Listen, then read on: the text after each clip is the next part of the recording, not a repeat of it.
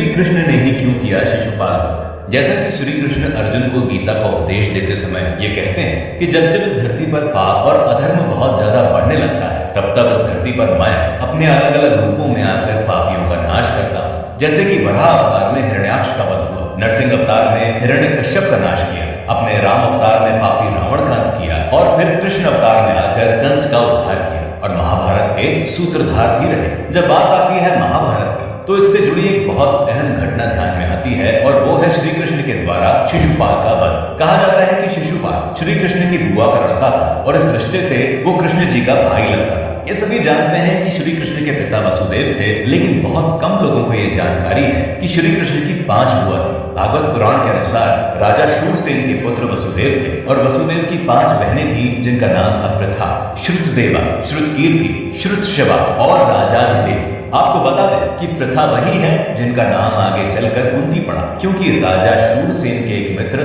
राजा कुंती भोज ने प्रथा को गोद ले लिया था। बाद में आगे चलकर यही कुंती पांडवों की माता हुई। वसुदेव की चौथी बहन श्रुतशवा का विवाह चेदीराज के राजा दंभघोष के साथ हुआ था और फिर इन्हीं का एक पुत्र शिशुपाल हुआ। इसके जन्म लेने की कथा भी बहुत ही रोचक है और उससे भी रोचक ये है कि कैसे श्री कृष्ण ने शिशुपाल का वध किया। आइए इन रहस्यों को जानें। महाभारत के सभा पर्व के अनुसार जब शिशुपाल का जन्म हुआ उस समय ये 3 नेत्रों और 4 भुजाओं के साथ पैदा हुआ, जिसकी वजह से ये बहुत ही अजीब सा दिखाई देता था। पैदा होते ही इसने गधे जैसी आवाज में चिल्लाना शुरू कर दिया। इसके इस तरह के जन्म से इसके माता पिता और सगे संबंधी बहुत ही दुखी हो गए थे और इसीलिए सभी ने इसको त्याग देने की सलाह राजा दंभघोष को दी। राजा और मंत्रियों के बीच विचार विमर्श का सिलसिला चल ही रहा था कि अचानक से एक आकाशवाणी हुई कि हे राजा दंभघोष, आप लोग बिल्कुल भी चिंता ना करें, ये बालक बड़ा होकर बहुत ही बलवान होगा, इसका लालन पालन बहुत अच्छे से करिए और अपने मन से इसको त्यागने का ख्याल निकाल दीजिए। लेकिन एक बात याद रखिएगा कि ये बहुत ही विशेष बालक है,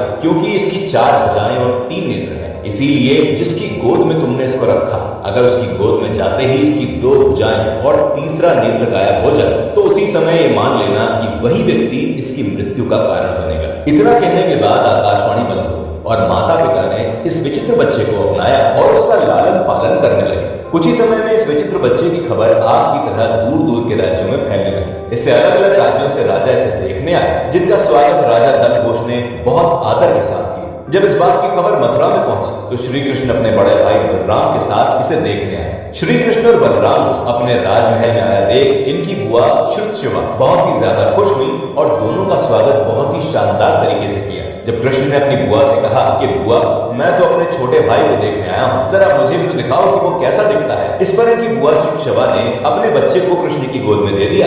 लेकिन ये क्या, कृष्ण की गोद में जाते ही उस बच्चे के साथ वही हुआ जैसा कि आकाशवाणी ने कहा था। तीसरे नेत्र के साथ दोनों भुजाएं भी गायब हो गई और वो बच्चा अब साधारण बच्चों जैसा दिखने लगा। माता श्रुतशवा को कि उनका बच्चा अब साधारण बच्चों जैसा दिखने लगा, लेकिन इससे ज्यादा दुख और चिंता एक बात की हो गई कि इस बच्चे की मृत्यु का कारण उन्हीं का भाई कृष्ण बनेगा। ये सब सोचकर श्रुतशवा बहुत ज्यादा डर गई। इसीलिए उन्होंने श्री कृष्ण से कहा, हे कृष्ण, तुम तो दया के सागर हो, मैं आज अपने पुत्र के जीवन के लिए तुमसे एक वचन चाहती हूँ। शिशुपाल तुम्हारा छोटा भाई है और मैं तुम्हारी बुआ हूँ, इसीलिए अगर भविष्य में ये कोई उद्दंडता करता भी है तो तुम अपनी इस बुआ का ख्याल करके इसको माफ कर देना, इसको कोई दंड मत देना। अपनी बुआ की बातों को सुनकर श्री कृष्ण बोले, हे बुआ, आप बिल्कुल भी परेशान ना हो। जो अपराध क्षमा के काबिल भी न होंगे, ऐसे 100 अपराध अगर शिशुपाल करेगा तो भी मैं ऐसे क्षमा दूंगा, ये मेरा वचन है आपको। और ये कथा तो काफी लोग जानते ही हैं कि एक बार जब पांडवों ने राजसूय यज्ञ का कार्यक्रम रखा था, उस समय अग्र पूजा के लिए श्री कृष्ण को चुना गया था, जिसका पुरजोर विरोध शिशुपाल ने किया था और बहुत ही अपमानजनक बातें उसने